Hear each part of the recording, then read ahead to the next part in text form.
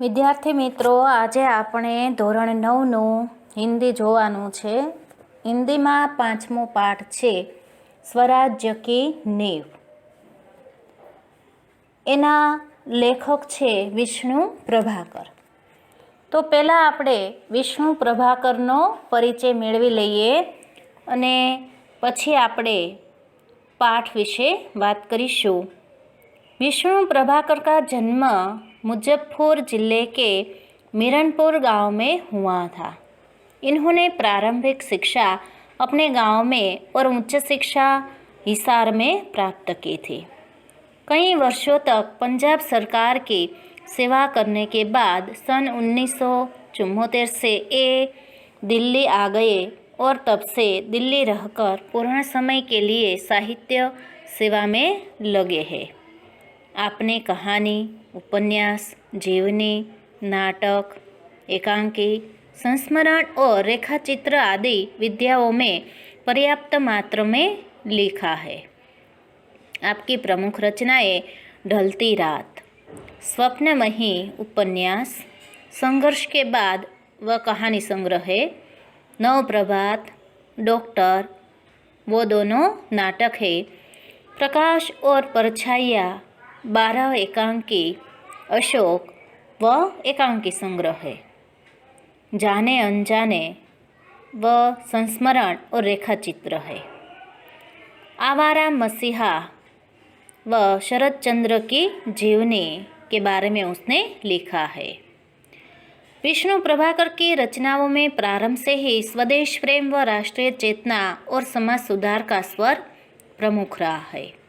स्वतंत्रता प्राप्ति के बाद आपने आकाशवाणी के दिल्ली केंद्र में नाटक निर्देशक के पद पर काम किया। बाद में स्वतंत्र लेखन को अपनी जीविका का साधन बना लिया। आपका समस्त साहित्य मानवीय अनुभूतियों से जुड़ा हुआ है। आपकी रचनाओं में रोचकता एवं संवेदनशीलता सर्वत्र व्याप्त है तथा भाषा सहज व सरल है। यह जो पाठ है उसका साहित्य प्रकार है एकांकी।